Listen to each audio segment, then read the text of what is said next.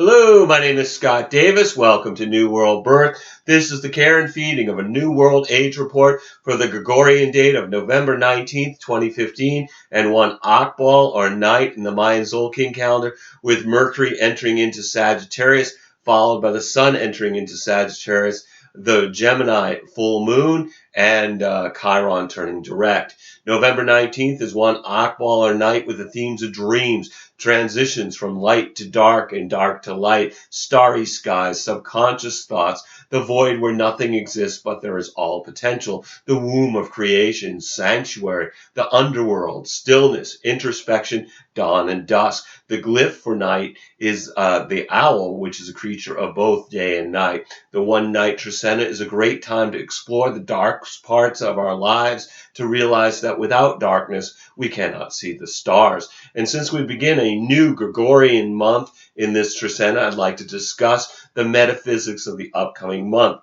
December is the 12th month, and with the digits of 2015, when we add it together, we get 11, and then we add the 1 and the 1, and it just tells us that we're in an 11-2 month in numerology, which brings a spiritual quality to the month. Basic numerology reduces numbers from 1 to 9, so when we think about that arc, the 2 represents a time which brings increased contact with new people, relationships, and cooperative connections, but it also highlights the need for balance. The numerology of January and February 2016 repeat November and December 2015, with January being a 1 month and February being a 2 month. The 11-2 combination is represented by the Lust High Priestess tarot cards, which is about being in our strength and in our bodies while experiencing our intuition, independence, and self-trust and self-resourcefulness. Richard Moss wrote in How Shall I Live, "To me, wholeness is the key to aliveness. It is more than just a physical vitality. It's radiance coming from being at one with yourself and your experiences. Life then flows through you and radiates from you," which is a real nice description of the strength, lust, energetic. The High Priestess could be described from this quote from The Prophet by Khalil Gibran. "For the self is a sea, boundless and measureless." So December is a month to be in our bodies and our radiance that in turn empowers our sense of self as we cultivate new connections with others. And before I get into the daily energy for the one Akbal or night Trecena, on the 19th, all the planets appear to be moving forward from our vantage point here on the Earth, with the exceptions of Chiron and Uranus, which are appearing to be moving retrograde or in reverse motion.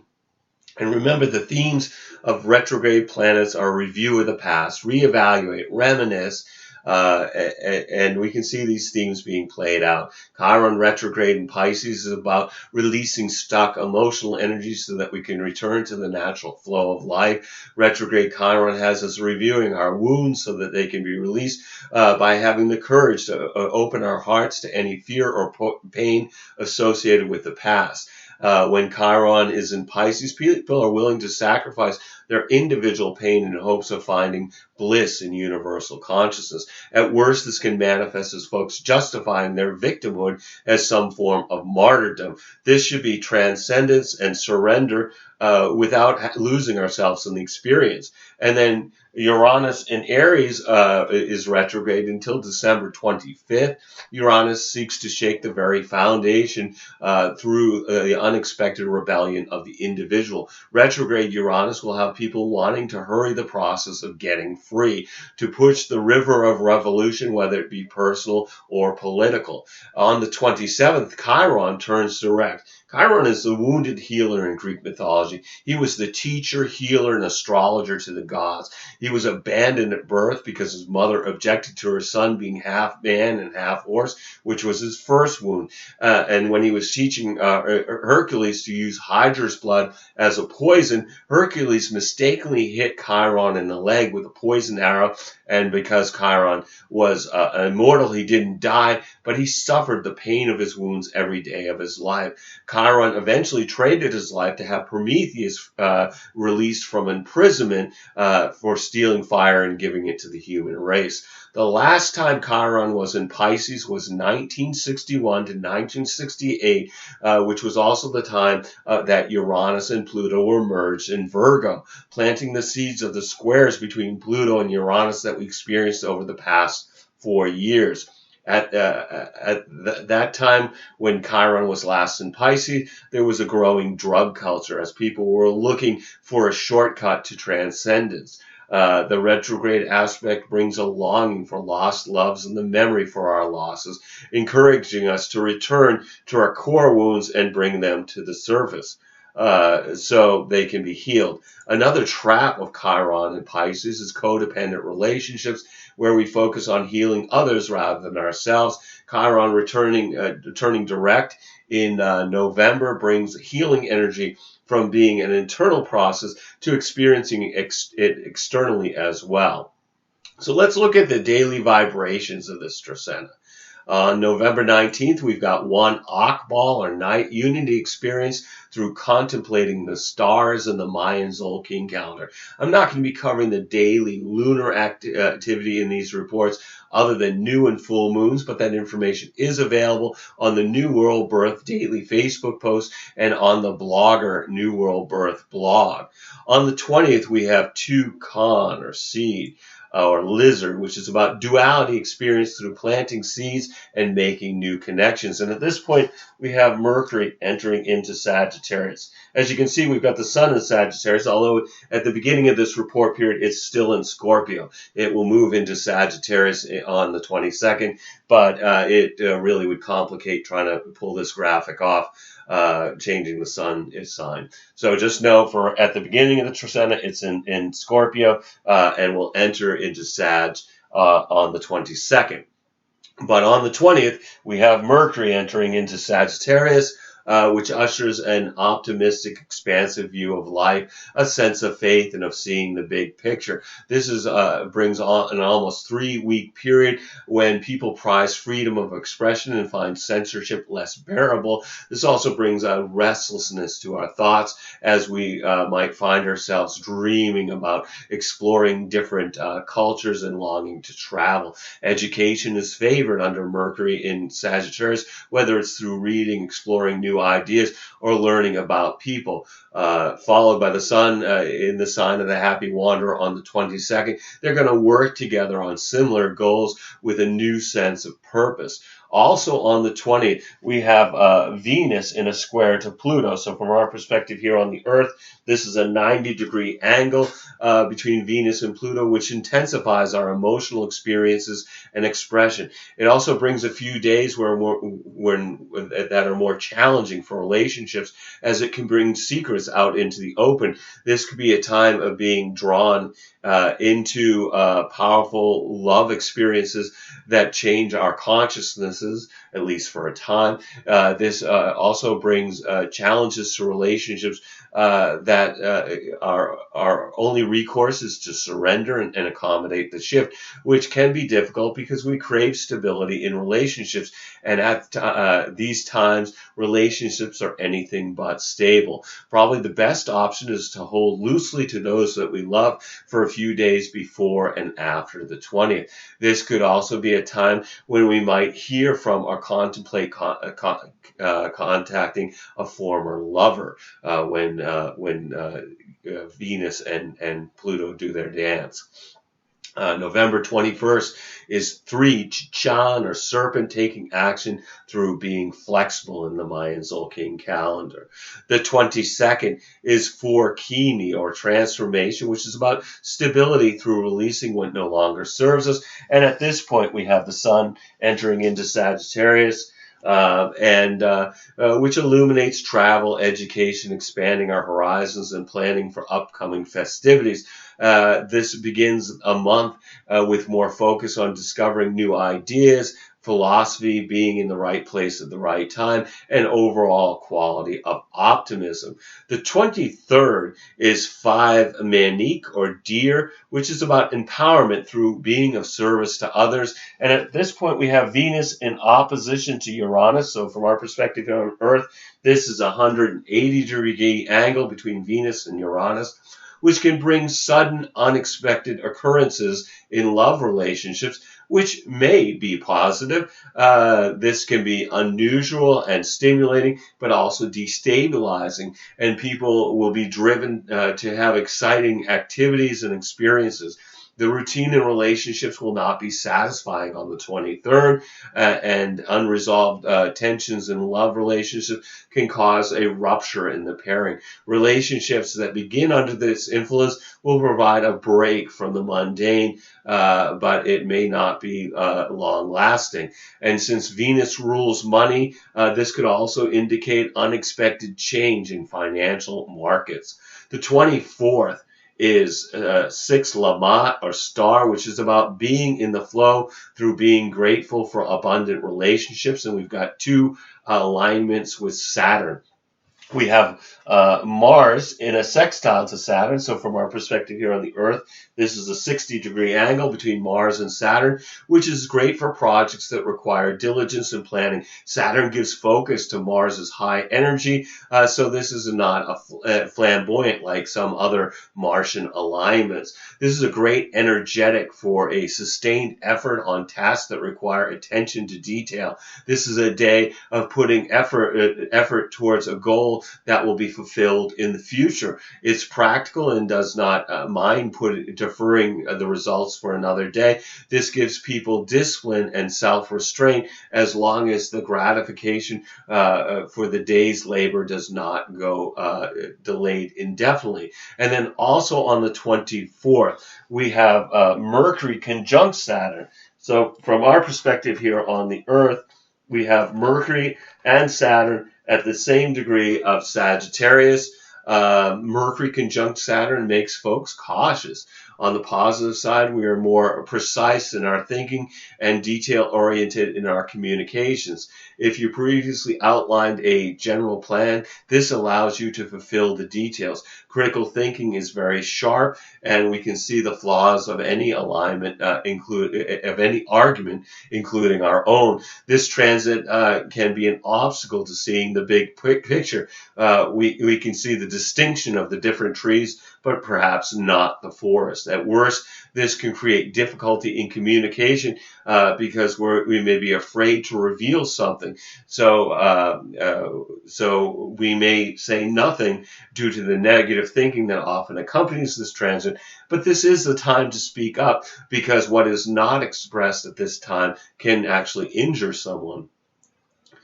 Excuse me. On the 25th, we have a 7 Maluk or offering,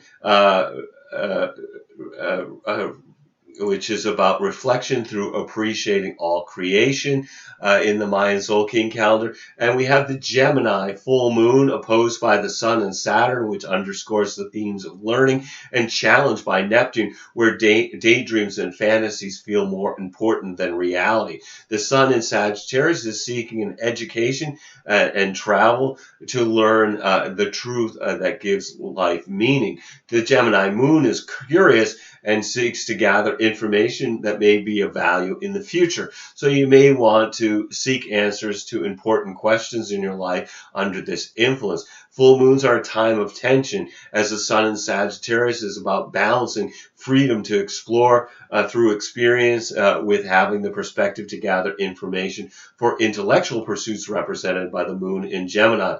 Mercury, the ruling planet of Gemini, is making 2 angles during this full moon.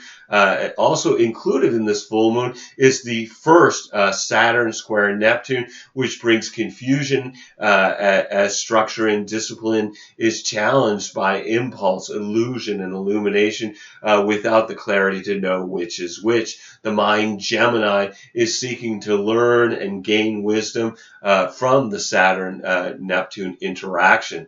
Also on the 25th, We've got Mercury in a square to Neptune. So from our perspective here on the Earth, a 90-degree angle here between Mercury and Neptune, which can confuse communication, but also favors creative and spiritual activities. Watch out for exaggeration and boasting, and some will cross right over into outright lying. Mercury is our thinking. So in this aspect to Neptune, it's a day where we may have the potential for confusion about details of mundane daily events, but a wonderful potential to connect with spiritual realms through being in nature or engaging in their work. Overall, it's best to be careful and formulate exactly what you wish to communicate, because it could be because if it could be misunderstood, it probably will. And daydreaming is to be expected under this influence. It's really not a great day for negotiations or signing contracts, as these activities will be more clear, will not be clear under the Neptunian fog. And then we also have Mercury in a sextile to Mars. So from our perspective here, this is a 60-degree angle between Mercury and Mars, which brings a busy day with folks having more energy than usual for their own projects. This is a day where working for someone else's benefit does not inspire diligence, but more likely resentment. It can be a day, it's a day to work on what's of interest to you.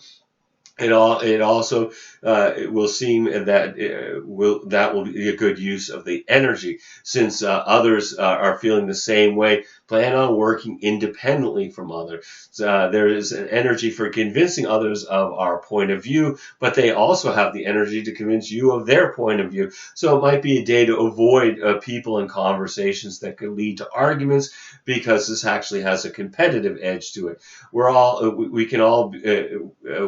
We can be confident that our ideas and beliefs to initiate something, this should be successful, as long as we don't need others to bring it to fruition. And then the 26th is 8 awk or dog balance through enjoying family and friends, with Saturn in a square to Neptune. So again, from our perspective here on Earth, this is a 90-degree angle between Saturn and Neptune, which brings uncertainty and confusion, blurring the details of everyday life. The best way to cope is to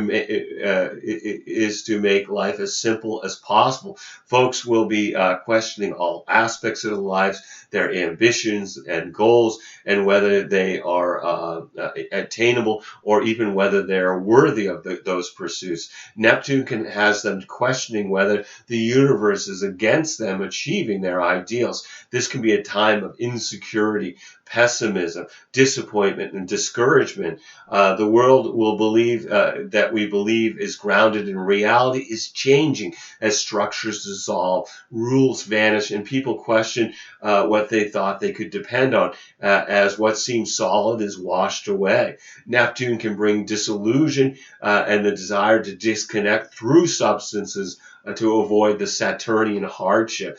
The other way this may work out is that our dreams, represented by Neptune, could over time, with effort, become a reality, represented by Saturn.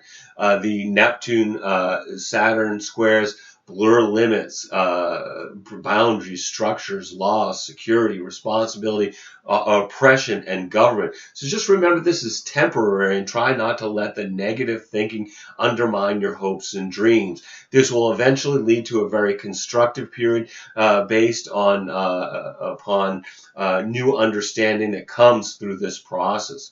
November 27th is 9 Shuin or monkey, patience experienced through creating something new, while Chiron turns direct, which helps us implement the changes in our lives to promote healing the wounds that we became aware of during Chiron's retrograde cycle that started back in June.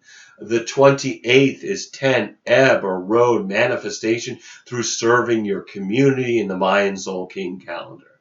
The 29th is 11 Ben, or reed, or corn, resolution through maintaining the home, while the sun interacts with the Neptune Saturn square, shining its light into the dance between discipline and planning, and confusion and mystery. So we've got the sun in a square to Neptune.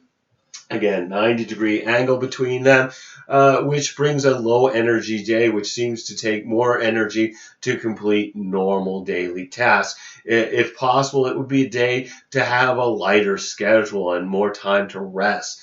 Some will feel a little bit beaten down by this transit, so it's not a good day to work for work that requires courage or great confidence. Don't get discouraged. This energy only lasts a day, and the sun challenged by Neptune, obscuring clarity and focus. It can feel like very low energy, as I said before, but it can also illuminate our creativity.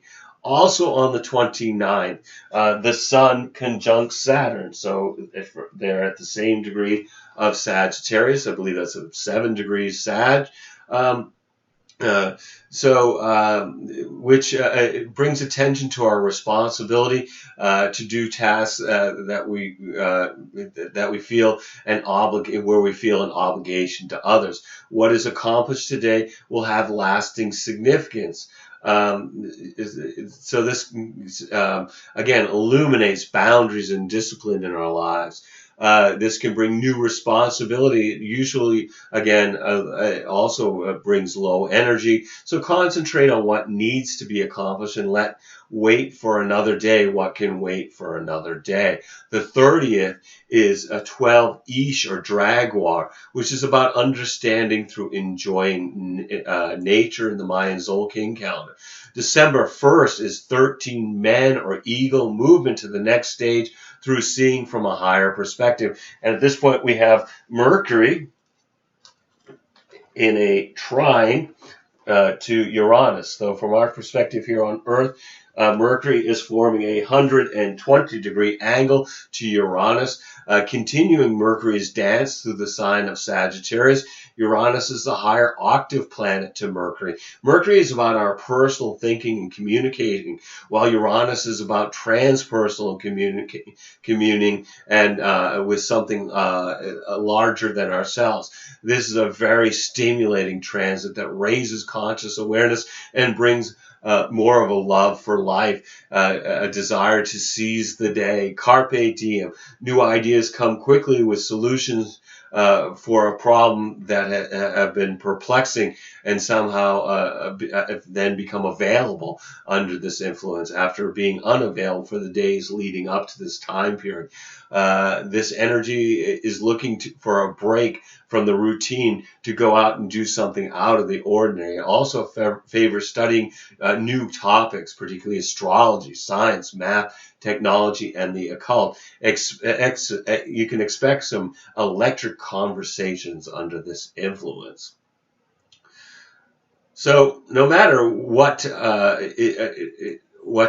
is influencing you during this one night Trisana, just take some time to be in the flow of the planet by being in nature, watching a sunrise or a sunset, communing with the stars, being conscious of the moment through introspection, meditation, or really just being conscious when you're with somebody you love. Every day is a blessing, no matter what the dramas that beckon to distract us. We're all here giving the performance of a lifetime on this world stage. Just take some time to observe the play as well as act your part by remembering you're a spiritual being that's having a human experience. I want to thank you for checking out New World Birth. The next segment of the care and feeding of a New World Age report should be available on December 2nd for one Keeb, or wisdom, with Venus entering into Scorpio, Mercury entering Capricorn, the Sagittarius new moon. You can check us out on Facebook, YouTube, or the Mayan Magics website, and I encourage you to share this information as videos or as text as widely as you choose.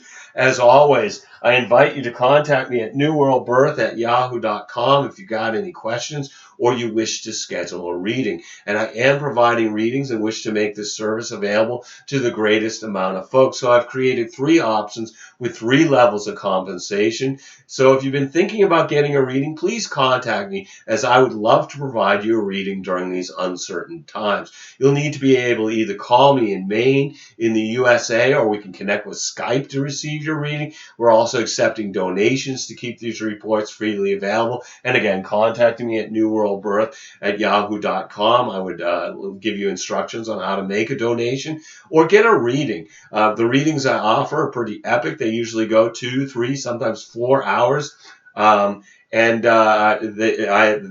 level of compensation is very reasonable compared to what other people charge for the same services. At the lowest level, we look at your human design chart to discover who is the person in your movie, in your play. And then at the upper 2 levels of compensation, we look at your astrological transits to talk about what are the scenes that that person is going through, what's happening in the upcoming acts in the play or movie. As always, I'm blessed that you've taken the time to connect with my passion for these ancient mysteries and their application to our journey during this incarnation. The light in me honors the light in you. Namaste, in Lakesh, and really grateful and hope to connect with you in the future is a video, or if you have a question, or in a reading. All my best to everyone. Peace.